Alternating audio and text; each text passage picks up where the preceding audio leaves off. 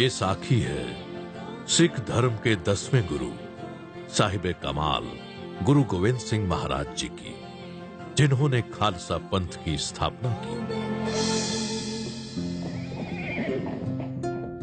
ये बात है अगस्त सन 1665 की, जब सिख धर्म के 9वें गुरु गुरु तेग बहादुर जी धर्म और मानवता का प्रचार करने के लिए श्री आनंदपुर साहिब पंजाब के पूर्वी भारत की ओर एक लंबी यात्रा के लिए निकले थे। गुरु साहब अपनी माता नानकी जी, धर्मपत्नी माता गुजरी जी और उनके भाई श्री कृपाल चंद जी के साथ मथुरा, कानपुर, बनारस होते हुए मई 1666 में पटना पहुंचे।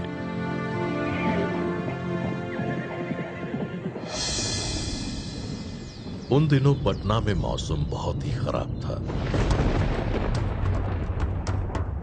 बरसात थी कि रुकने का नाम ही नहीं ले रही थी। ऊपर से माता गुजरी जी की तबीयत भी बहुत खराब थी। ऐसी हालत में श्री गुरु तेग बहादुर जी ने माता गुजरी जी के लिए पटना में ही रुकने का बंदोबस्त किया। पटना के राजा फतेह चंद मैनी ने उनकी देखरेख का जिम्मा लिया और माता गुजरी जी के भाई श्री कृपाल चंद जी को परिवार की जिम्मेदारी देकर गुरु साहब खुद आगे आसाम की ओर यात्रा के लिए रवाना हो गए। 5 जनवरी 1666 को पटना की मुबारक धरती पर कलगीधर दशम पिता गुरु गोविंद सिंह महाराज जी का प्रकाश हुआ। उनका नाम गोविंद राय रखा गया। उनके जन्म के समय पटना से कई मील दूर करनाल जिले के एक छोटे से गांव थस्का में एक अनोखी घटना घटी। जब नमाज के समय सभी मुसलमान मक्का की ओर सजदा कर रहे थे, तभी एक फकीर मक्का की तरफ पीठ करके पूर्व दिशा में सजदा करने लगे। ये रब्बी फकीर सैयद भीकम शाह थे। फकीर को ऐसा करते देख उनके मुरीद हैरान हुए और पूछने लगे कि उन्होंने मक्का का अपमान करते हुए पश्चिम की बजाय पूर्व दिशा में सजदा क्यों किया। पीर भीकम शाह ने मुस्कुराते हुए अपने मुरीदों से कहा कि अभी अभी उन्हें पूर्व दिशा की ओर से आकाश में एक दिव्य प्रकाश का एहसास हुआ है। ये प्रकाश अलौकिक था। धरती पर एक रब्बी नूर का प्रकाश हुआ है और उस नूर से रूबरू होने के लिए हम सबको चलना चाहिए। फकीर की ये बात सुनकर सभी मुरीद पीर जी के साथ उस नूर की तलाश में चलने के लिए तैयार हो गए।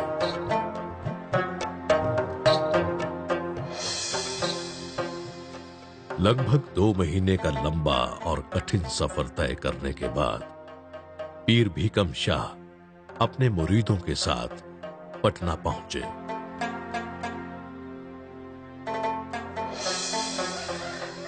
अपनी मंजिल पर पहुंचते ही उन्होंने सबसे पहले उस महल के आगे श्रद्धा से अपना शीश झुकाया जहां उस अलौकिक नूर का प्रकाश हुआ था। फिर उन्होंने महल की सेवादारनी से उस रब्बी नूर के दर्शन करने का आग्रह किया। सेवादारनी ने पीर भीकम शाह का संदेश माता गुजरी जी तक पहुंचाया।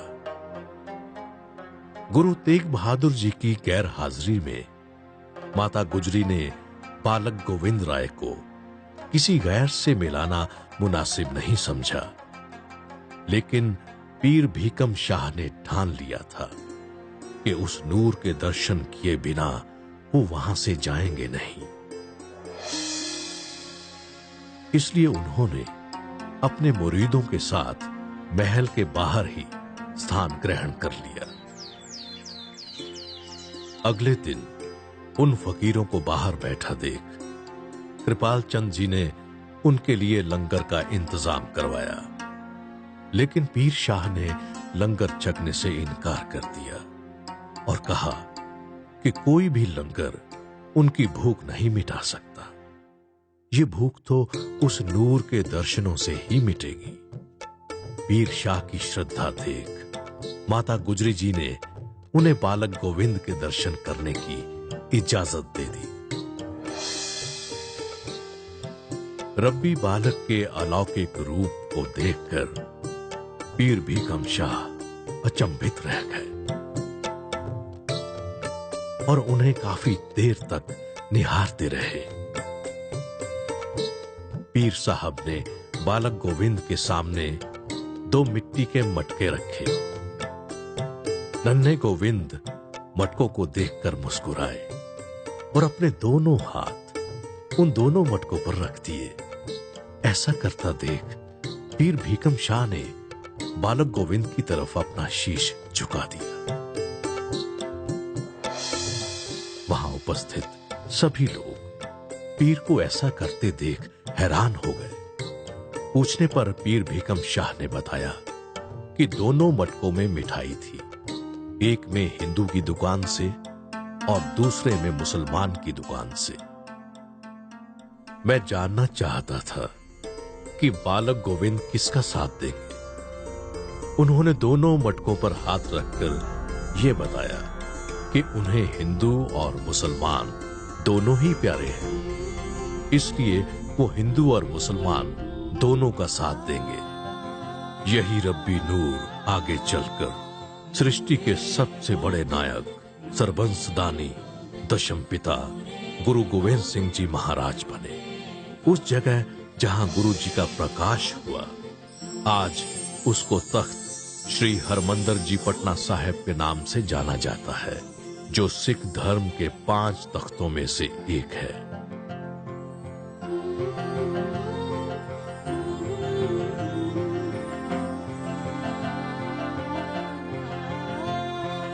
आज्ञा पई अकाल की, आज्ञा पई अकाल की, तबे चलायो पंथ। सब सिखन को हुक्म है गुरु